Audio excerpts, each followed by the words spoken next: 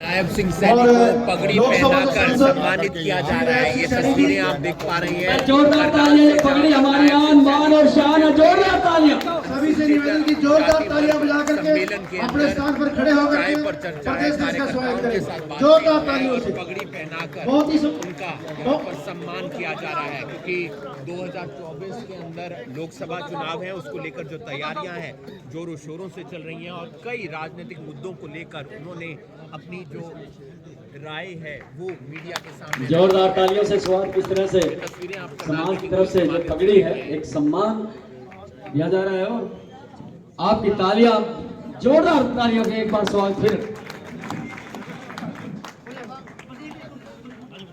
अध्यक्ष जी को जय श्री राम। जय श्री राम, जय श्री राम। बाबा साहब अमर रहे, अमर रहे, अमर रहे। बाबा साहब अमर रहे, अमर रहे, अमर रहे। बाबा साहब अमर रहे, अमर रहे, अमर रहे।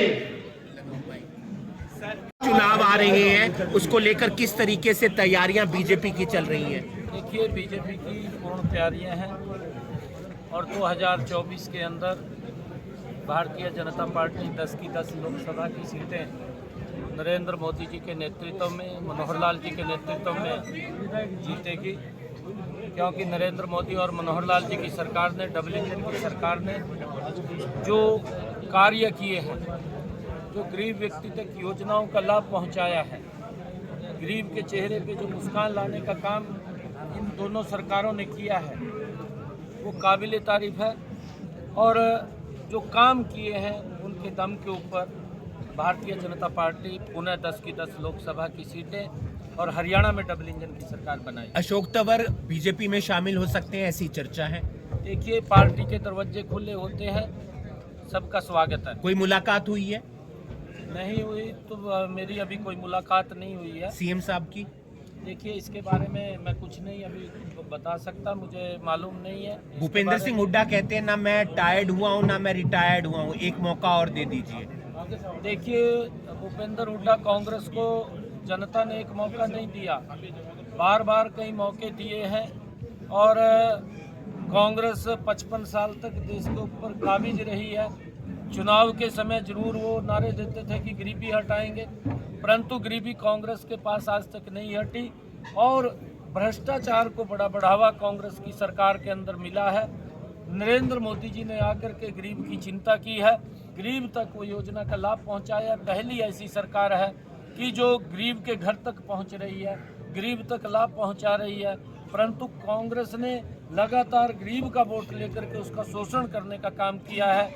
नरेंद्र मोदी और मनोहर लाल जी की सरकार ने उसको मजबूत करने का काम कुमारी किया। सैलजा अलग यात्रा निकाल रही हैं, किस तरीके से वहाँ की देखिए, गुटबाजी? कांग्रेस में 2 धाराएं हैं, एक धारा दूसरी दिशा के अंदर चल रही है, एक धारा दूसरी दिशा के अंदर चल रही है।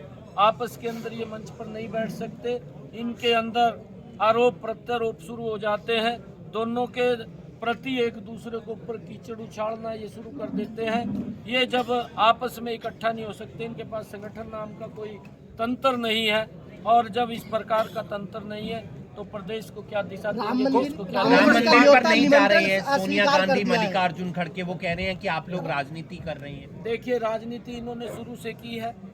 कांग्रेस ने जब राम मंदिर को लेकर के ये बात कही थी का ना राम है ना राम सेतु है ना रामायण है, इस प्रकार की बात उन्होंने एफिडेविट दे करके कही थी और फिर उन्होंने राजनीति कांग्रेस कर रही है। फिर उन्होंने कहा अब ये जो निमंत्रण पत्र गया है, क्योंकि भगवान राम 140 करोड़ लोगों की देश की आस्था का वो केंद्र बिंदु है और जहां लोगों की आस्था होती है, जो उनकी समझ है, क्योंकि कहावत भी है कि जो राम का नहीं है वो किसी काम का नहीं है।